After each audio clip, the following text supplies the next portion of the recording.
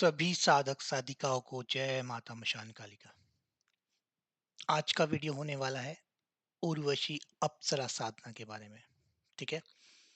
इससे पहले हमने नाभि दर्शना अप्सरा की साधना दी थी आप लोगों को। आई होप कुछ लोग कर रहे होंगे। आज की साधना पब्लिक डिमांड पर उर्वशी अप्सरा साधना। ठीक है। वीडियो को ध्यान से देखिएगा, ध्यान से एक एक चीज समझिएगा ताकि कोई गलती ना हो साधना में। ठीक है।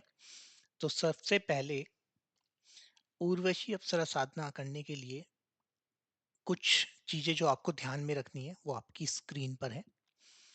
ये साधना कब से शुरू की जाती है?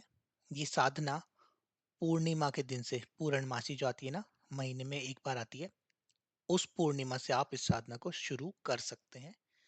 कितने दिन तक करनी होती है ये साधना? 49 डेज तक, 49 दिन तक करनी होती है। ठीक है। समय क्या रहेगा? समय रात के 11 बजे से शुरू करनी होती है ये साधना। ठीक है। पंचोपचार पूजन, हर तरह की साधना में पंचोपचार पूजन जरूरी होता है, तो पंचोपचार पूजन करना जरूरी है। ठीक है। आसन कैसा लगाएंगे? आसन हमेशा उर्वशी अप्सरा साधना में सफेद कलर का लगाया जाता है। ठीक है। मुख किस तरफ करके बैठेंगे? तो आप उत्तर दिशा की तरफ, ठीक है, नॉर्थ जिसे बोलते हैं, उस तरफ आप मुख करके बैठेंगे। माला स्फटिक की होनी चाहिए। कुछ लोग रुद्राक्ष की माला भी प्रीफर करते हैं, लेकिन जब कभी भी आप किसी भी अप्सरा की साधना करें उस वक्त आपको स्फटिक की ही माला का इस्तेमाल करना चाहिए। ठीक है। तो स्फटिक की माला लेनी है, इसके अलावा कोई और माला नहीं लेनी है। क्या इसमें सुरक्षा घेरा लगाया जाए? नहीं, इसमें सुरक्षा घेरा लगाने की जरूरत नहीं होती है। ठीक है। इतनी बात समझ में आई। सामग्री चाहिए होती है इसमें। एक तो घी का दीपक लगाना है, धूप या दीप, ठीक है, धूप जलानी है या अगरबत्ती जला लेना, कोई एक चीज। जल होना चाहिए, गुलाब का इत्र होना चाहिए। ठीक है। और भोग में, जिसे नैवेद्य भी कहते हैं, उसमें सफेद बर्फी या सफेद मिठाई कोई भी चलेगी। ठीक है। वो आपको लेकर बैठना है। अब पूजा कैसे करनी है? तो सर्वप्रथम आपने एक आसन लगा लिया, उसके ऊपर व्हाइट कलर का कपड़ा डाल दिया। ठीक है। आसन के ऊपर वहां पे आप उर्वशी अप्सरा का एक यंत्र आता है। ठीक है। मार्केट में मिल जाता है, मार्केट में ना हो तो अमेज़न से मंगवा सकते हैं। उस यंत्र को आप स्थापित करेंगे उस चौकी के ऊपर। ठीक है। उसके आजू बाजू थोड़ा फूल वगैरह लाके रख दें। ठीक है। गुलाब का फूल हो तो बेहतर है। ठीक है। तो गुलाब का फूल वहां लाके रखते उस यंत्र के पास। और स्फटिक की माला जैसे कि मैंने बताया, और रात को 11 बजे से ये साधना प्रारंभ की जाएगी। 49 दिन तक, 49 डेज तक ये साधना चलेगी। और इंपॉर्टेंट बात इसमें यह है कि आपको एकांत कमरा होना चाहिए इसको करने के लिए। ठीक है। 49 डेज तक उस कमरे के अंदर और कोई घर का सदस्य प्रवेश ना करे। ठीक है। आपको खुद ही उस कमरे के अंदर 49 डेज तक सब कुछ करना है, साफ सफाई भी खुद ही करनी पड़ेगी, लेकिन आपको उस कमरे में किसी और को जाने की अनुमति नहीं देनी है। ठीक है। तो कमरा बिल्कुल एकांत में होना चाहिए, आपका सेपरेट रूम होना चाहिए जिसमें आप ये साधना करेंगे।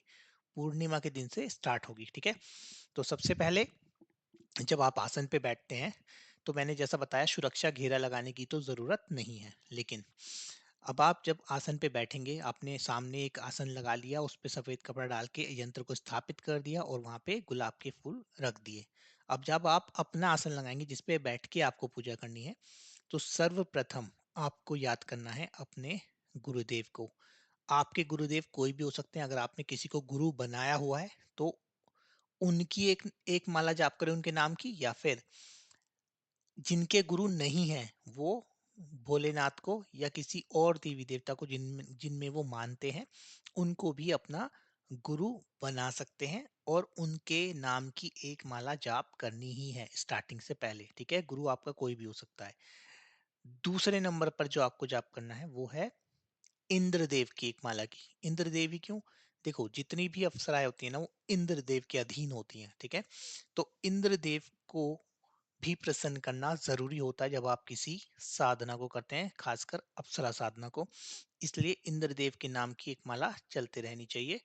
तो इंद्रदेव का मंत्र बहुत सिंपल सा है, ओम इंद्राय नमः। ठीक है, इसका एक इस एक मंत्र की आप एक माला करेंगे, मुश्किल से 2-3 मिनट लगते हैं हार्डली। ठीक है, इसके बाद आपको जिनका एक माला पूजन करना है वो है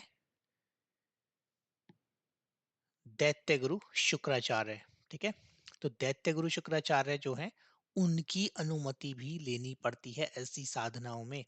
तो आप दैत्य गुरु शुक्राचार्य का मंत्र गूगल करके देख सकते हैं। ठीक है, मेरे पास एक मंत्र मैंने ऑलरेडी एक वीडियो में दिया हुआ है, आप उसमें जाके चेक कर सकते हैं। ठीक है, जो हमने इससे पहले नाभि दर्शना अप्सरा की साधना दी थी उसमें वो मंत्र दिया गया है, आप वहां से देख सकते हैं। ठीक है, सो ये 3 इंपॉर्टेंट चीज हो गई, पहला गुरु, दूसरे इंद्रदेव, तीसरे गुरुदेव शुक्राचार्य। इन तीनों का मंत्र की एक एक माला जाप करनी है। ठीक है, अब इसके बाद क्या करना है जो इंपॉर्टेंट है, अब आता है उर्वशी अप्सरा साधना का मंत्र क्या है। ठीक है, तो वो मंत्र आपको मैं दिखाने जा रहा हूँ।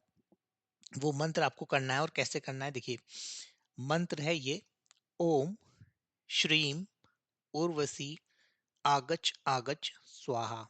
ठीक है, फिर से रिपीट करता हूँ, ओम श्रीम उर्वशी आगच आगच स्वाहा। इस मंत्र का आपको 21 माला जाप करना है पर डे। ठीक है, समय मैंने आपको बता दिया, रात के 11 बजे से ये साधना शुरू होगी और 49 डेज तक चलेगी। तो आपको एक एकांत कमरा, 21 माला पर डे इस मंत्र की जो आपके सामने लिखा हुआ है पढ़ के मैंने बता दिया है, तो उच्चारण में गलती ना हो। ठीक है, मंत्र उच्चारण सबसे इंपॉर्टेंट होता है।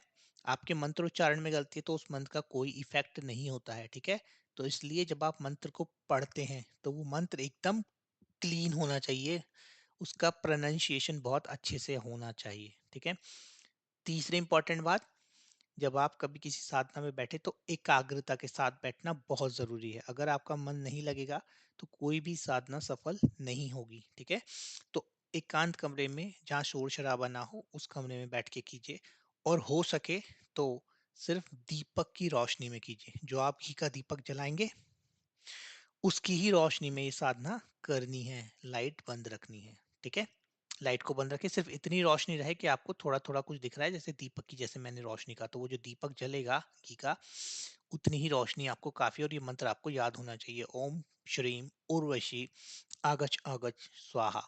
ठीक है, तो 21 माला पर डे, ये इंपॉर्टेंट चीज है।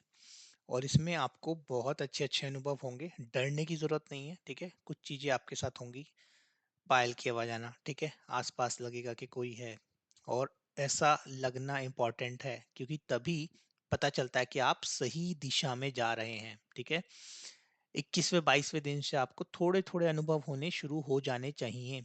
जिनको नहीं हो रहे हैं, वो जो लोग ये साधना कर रहे हैं और उनको 21वें 22वें दिन तक पहुंचने के बाद भी अगर अनुभव स्टार्ट नहीं हुए हैं, दैट मीन्स कि उनकी साधना में कहीं ना कहीं कोई कमी चल रही है।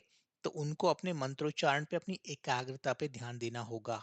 ठीक है, तो 49 डेज बहुत होते हैं। 49 डेज ही क्यों है, देखिए ये साधना बाकी और भी जितनी भी ये साधनाएं होती हैं अप्सराओं की, उसमें कुछ साधना 1 दिन की भी हैं, कुछ 21 दिन की भी हैं। ये स्पेशल साधना उर्वशी साधना 49 डेज की ही की जाती है। ठीक है, ऐसा माना जाता है कि 48 डेज का एक कल्प होता है। ठीक है, एक कल्प, कल्प अब मैं एक्सप्लेन नहीं कर पाऊंगा शायद आप लोगों को, पर जब भी कोई बड़ी साधना आप करने बैठते हैं तो एटलीस्ट 48 डेज तो करनी ही चाहिए, ऐसा कहा जाता है। तो 49th डे हमने इसलिए रखा है कि 49th डे आप करने के बाद इसका हवन भी करना होता है। ठीक है, हवन कितना होता है, जितने आपने जाप किए उसका 10%, उतनी आहुतियां हवन में दी जाती हैं। ठीक है, तो जब आप 49 डे लास्ट इसको करेंगे तो उसके बाद आपको एक हवन भी करना होगा। जितने आपने टोटल मंत्रा जाप किए, किस माला पर डे के हिसाब से कैलकुलेट कर लेना, उसका 1/10 आपको हवन करना होता है। ठीक है, हवन में नॉर्मल सामग्री लेके बैठे, आम की लकड़ी वगैरह, ठीक है, और हवन सामग्री के पैकेट आते हैं, घी लेके बैठे और उसी से आपको वो यज्ञ, वो हवन कर देना है अंतिम दिन पर। ठीक है, तो ये था उर्वशी अप्सरा साधना का मंत्र। हमारे चैनल पे पहली बार आए हैं तो सब्सक्राइब कर लें, ऐसी ही अच्छी अच्छी साधनाएं आपको मिलती रहेंगी। ठीक है? और हम यहाँ पे किसी तरह का कोई चार्जेस नहीं लेते हैं, ठीक है? हमारे यहाँ ये नहीं कहा जाता कि मंत्र आपको व्हाट्सएप कीजिए उस पे मिलेगा वगैरह वगैरह, ठीक है? वो सब यहाँ नहीं होता है। आपको एक प्रॉपर गाइडेंस के साथ विद सामग्री बताया जाता है कि क्या चाहिए, क्यों चाहिए, कब से करना है, with proper step by step, ठीक है? तो आई होप कि आपको ये साधना अच्छे से समझ में आई होगी। करना चाहते हैं तो कीजिए, बहुत अच्छी साधना है और इसमें डरने की जरूरत नहीं। देखो डर थोड़ा बहुत तो लगेगा, ये मैं अभी बता रहा हूँ, ठीक है? जब करोगे तो लगेगा, क्योंकि जो चीजें आस पास आपको आवाजें आएंगी, कुछ चीजें आपको अजीब लगेंगी, तो कुछ कुछ होगा, लेकिन डरना नहीं है। और डर के आसन छोड़ के भागना नहीं है। तभी इसमें हमने क्या नहीं लगाया, हमने सुरक्षा घेरा नहीं लगाया, क्योंकि ये कोई उग्र साधना नहीं है। देखिए यहाँ पे सुरक्षा घेरा मैंने कहा कि लगाने की जरूरत नहीं है।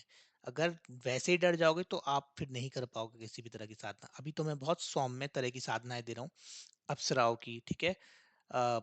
हल्की हल्की साधनाएं दे रहा हूँ जिसमें आपको फिजिकल गुरु की जरूरत अभी नहीं है, ठीक है? जब कठिन साधनाएं दूंगा ना, उस वक्त घेरा लगाना जरूरी होता है। कैसे लगाते हैं वो मैं उसके लिए वीडियो भी बना के डालूंगा, ठीक है? जब वो उस तरह की साधनाओं पे हम पहुंचेंगे, ठीक है? तो अभी जो लोग करना चाहते हैं, ये आसान साधनाएं होती हैं, बहुत इजी साधनाएं हैं, करिए और इसका फल प्राप्त करिए, ठीक है? हाँ, किस रूप में करना है? तो दो ही रूप माने जाते हैं और वशी को सिद्ध करने के। पहला पत्नी के रूप में, और अगर आप ऑलरेडी शादीशुदा हैं तो आप इसको प्रेमिका के रूप में सिद्ध कर सकते हैं, ठीक है? तो यही दो रूप में आपको मन में विचार करके इस साधना को करना है, ठीक है? इसके अलावा तीसरा कोई ऑप्शन एक और होता है मित्र रूप में, ठीक है? मित्र भी कर सकते हैं। ये तीन रूप हैं, इसके अलावा कोई और रूप में इसको मत कीजिएगा, ठीक है? तो आई होप अच्छे से डिटेल में समझ में आया होगा।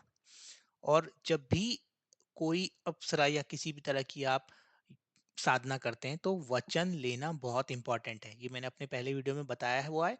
तो वचन लेना, जब आपको प्रत्यक्षीकरण हो जाए, जब आपके सामने वो शक्ति प्रेजेंट हो जाए आपके जाप के दौरान, तो आपको अपने जप पूरे करके उससे 3 वचन लेने ही होते हैं। और 3 वचन वो आप अपने हिसाब से सेट कर लेना, ठीक है? उसमें सुरक्षा का वचन होता है, जरूरी होता है, सुख समृद्धि का होता है, और एक आध वचन अपनी तरफ से जैसा आपको लगे ठीक उस तरह का वचन आप उससे ले सकते हैं, ठीक है? लेकिन वचनों का होना बहुत जरूरी है। वचन इंपॉर्टेंट रोल प्ले करते हैं किसी भी साधना में, ठीक है? तो अंतिम पड़ाव जब आपको प्रत्यक्षीकरण हो जाए तो वचन लेना मत भूलिएगा, ठीक है? जनरली लोग जब साधना में होते हैं तो कोई शक्ति प्रेजेंट होती है उनके सामने, तो वो घबरा के वचन लेना भूल जाते हैं। लेकिन अपने माइंड को कंट्रोल में रखना है और वचन लेना नहीं भूलना है, ठीक है? आज के लिए इतना ही।